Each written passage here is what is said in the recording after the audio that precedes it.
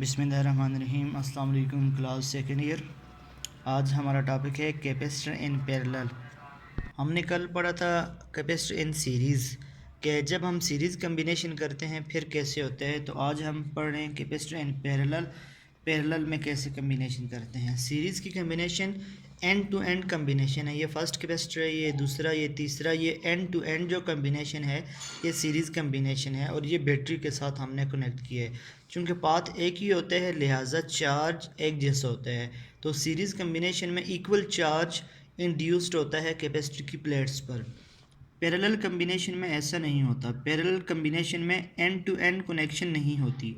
And to and connection नहीं होती लिहाजा डिफरेंट पाथ्स से चार्ज ट्रेवल करते हैं, लिहाजा चार्ज इंड्यूस हर प्लेट पर मुख्तलिफ होता है। तो पैरेलल कम्बिनेशन को हम डिफाइंड ऐसे करते हैं, when two or more capacitors are not connected end to end। जब दो या दो से ज़्यादा जितने भी हों कैपेसिटर वो एंड टू एंड कनेक्टेड ना हों सीरीज़ की तरह। और दूसरी बात यह है कि end voltage across the plate of each capacitor is different is same. voltage across the plate of each capacitor is same while the charge induced is different। तो देखें सीरीज़ के बिल्कुल ऑपोजिट है।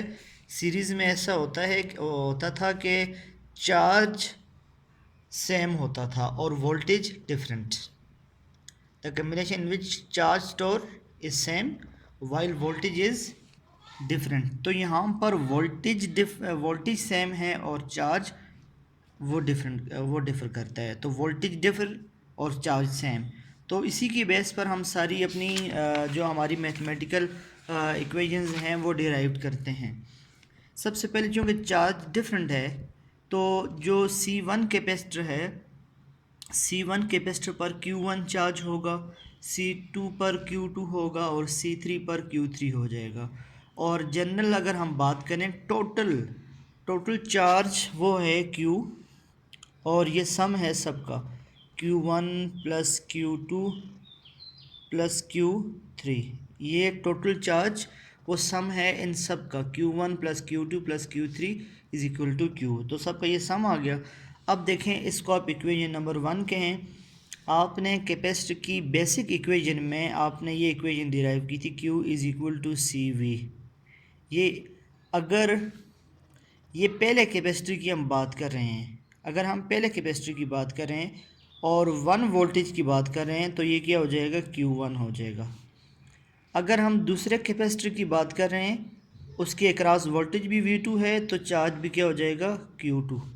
अगर हम तीसरे कैपेसिटर की बात कर रहे हैं तो voltage across third capacitor is V3 and charge across is Q3। तो आप इनको कहें equation 2, 3, 4 and 5। Put 2, 3, 4, 5 and 1 using equation 2, 3, 4 and 5 इन 1। इसको आप 1 में यूज़ करें तो Q की जगह क्या आ जाएगा CV। Q1 की जगह क्या आ जाएगा C1 V1 प्लस Q2 की जगह क्या आ जाएगा C2 V2 प्लस Q3 की जगह क्या आ जाएगा C3 V3। ये हमारे पास आ जाएगा। चूँकि देखें वोल्टेज सेम है, आपने बेसिक डिफिनीशन में बात की कि voltage across each plate is same. Parallel combination में वोल्टेज सेम होती है, लिहाजा V1 is equal to V2 is equal to V3 is equal to V। Voltage तो सब सेम है तो लिहाजा हम इस इक्वेशन को ऐसे लिखते हैं C1V में V1 भी V के बराबर है प्लस C2V प्लस C3V। तो CV इन सब में V वोल्टेज कॉमन है तो ये हमारे पास आ जाएगा C1 plus C2 plus C3।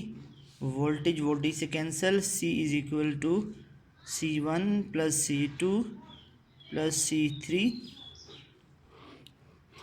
ये हमारे पास नेट कैपेसिटेंस आएगी जब पैरेलल कम्बिनेशन होगी। तो क्लास याद रखें, पैरेलल कम्बिनेशन में कैपेसिटेंस ज़्यादा होती है। सीरीज़ कम्बिनेशन में हमने ये पॉइंट लिखा था, in series combination net capacitance is always less than individual capacitance. ये एमसीक्यूज़ के लिए बहुत इंपॉर्टेंट पॉइंट है, याद रखें कि जब सीरीज़ कम्बिनेशन की बात करते हैं उस वक्त नेट कैपेसिटेंस इंडिविजुअल कैपेसिटेंस से बहुत कम होती है, जबकि अगर हम पैरेलल की बात करें तो net capacitance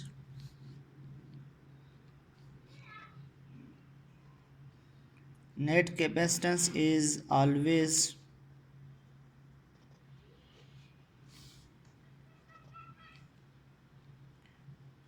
greater than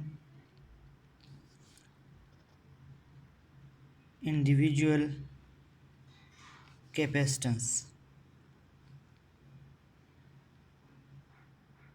net capacitance हमेशा इंडिविजुअल कैपेसिटेंस से ज़्यादा होगी।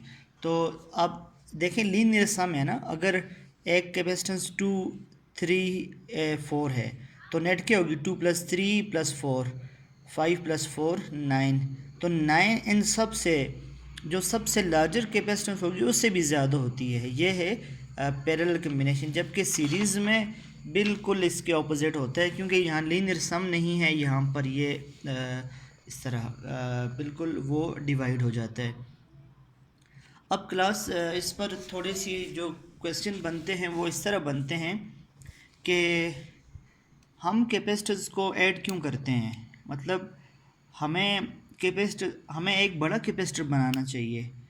हमें अगर 100 ओम का 100 फेराड का कैपेसिटर चाहिए, तो बजाय इसके कि हम एक 50 वाला ऐड करें, फिर 25 वाला ऐड करें, फिर 25, तीन मिला के हम 100 बनाएं, तो हम एक 100 वाला क्यों नहीं बनाते, हम एक ही बनाएं जिसमें ये, ताकि हमें कम्बिनेशन की ज़रूरत ही ना पड़े। तो क्लास एक इसका आंसर तो ये है कि देखें, अगर पूरे सर्किट में एक 100 फेराड वाला कैपेसिटर लगा है, तो अगर ये एक ख़राब हो गया तो पूरा सर्किट ख़त्म हो गया, पूरा सर्किट काम नहीं कर सकता।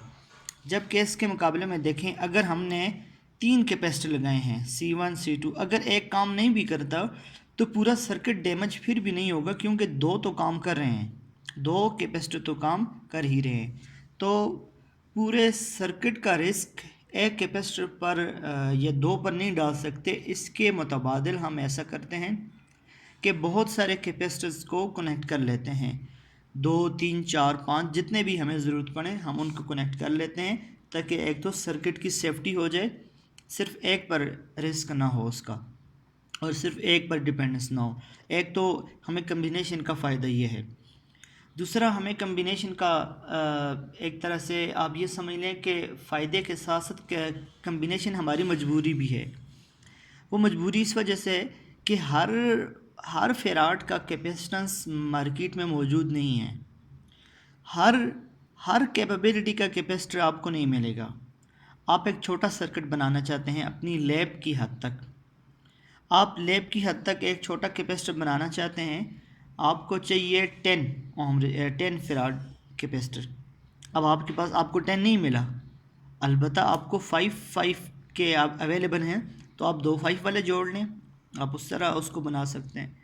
तो बाज़ औक़ात आपको अगर ना मिले कैपेसिटर जो आपको रिक्वायर्ड है, उस कैपेबिलिटी का, उस कैपेसिटेंस का कैपेसिटर ना मिले, तब आप क्या करेंगे? तो आपके पास, आपको फ़िज़िक्स ने चॉइस दी है कि आप उनकी कम्बिनेशन को इस्तेमाल कर सकते हैं, ठीक। इसी तरीके से अगर हमारे पास एक 20 का है और एक 30 का है और हमें चाहिए 10, अब क्या करेंगे? अब भी अगर मेरे पास 20 फेराड का कैपेसिटर है और 30 फेराड का कैपेसिटर, मुझे 10 चाहिए, अब मुझे कम चाहिए, तो अब क्या करूँगा? तो अब मैं याद रखें, आपने सीरीज़ कम्बिनेशन पढ़ी है, सीरीज़ कम्बिनेशन की इक्वेशन ये बनती है, सीरीज़ में हमेशा आंसर आपको कम कम मिलते हैं आंसर। जैसे ये 2 4 6 थे तो आपको आंसर 2 से भी कम मिला, 1 पॉइंट समथिंग आंसर मिला। तो जब हमारे पास बड़े कैपेसिटर अवेलेबल हों और हमारी रिक्वायरमेंट कम है, तो अब चाहिए 10, हम 20 को तो यूज़ नहीं कर सकते, उसको आधा तोड़ तो नहीं सकते हम, तो हम ऐसा करते हैं, हम दो, एक 20 और एक 30 वाला यूज़ करते हैं, क्योंकि इसमें जब हम बड़े यूज़ करते हैं, जैसे 2 4 यूज़ किए तो हमें 1 मिल गया। इस तरह हम उनको सीरीज़ कम्बिनेशन में लगाते हैं ताकि हमें आंसर कम मिल जाए। तो क्लास, जब हमें कम कैपेसिटेंस की ज़रूरत हो और हमारे पास ज़्यादा बड़े अवेलेबल हों, उस वक्त हमारे पास जो ऑप्शन होता है वो सीरीज़ कम्बिनेशन का होता है। और जब हमारे पास कैपेसिटर छोटे हैं और हमें बड़े की ज़रूरत है, तो उस वक्त हमारे पास जो ऑप्शन है वो पैरेलल कम्बिनेशन का ऑप्शन होता है। तो ये हमारे पास इसकी कम्बिनेशन हम क्यों करते हैं, वाई वी यूज़ का combination of capacitors, why we use series combination, why we use parallel combination. तो इस सब का आंसर था। अब यहाँ पर रजिस्टर की कम्बिनेशन नहीं है, लेकिन आप याद रखें रजिस्टर की कम्बिनेशन कैपेसिटर की कम्बिनेशन से बिल्कुल ऑपोजिट है, बिल्कुल ऑपोजिट है। जो इक्वेशन कैपेसिटर की सीरीज़ में है वही रजिस्टर की पैरेलल में है, यानी सी तो रिप्लेस हो जाएगा आर से, 1/r is equal 1/r 1 + 1/r2। तो नेक्स्ट चैप्टर में रजिस्टर की बात होगी ओम्स लॉ में, तो वहाँ हम ये देख लेंगे। लेकिन यहाँ आप, चूँकि ये चार चीज़ें हो जाएंगी, कंफ्यूज ना करें इन चीज़ों को। तो जो कैपेसिटर की सीरीज़ कम्बिनेशन जैसी होती है ना, जो वे है, इसी तरीके से रेजिस्टर की वो पैरेलल कम्बिनेशन होती है। जो कैपेसिटर की पैरेलल कम्बिनेशन होती है वो, जिस तरह ये इक्वेशन हमने ड्राइव की, ये रेजिस्टर की सीरीज़ कम्बिनेशन होती है। यानी सीरीज़ में ऐसा होता है कि R is equal to R1 + R2 + R3। तो ये हमारे पास पैरेलल कम्बिनेशन था। और इंशाल्लाह नेक्स्ट टॉपिक फिर कल।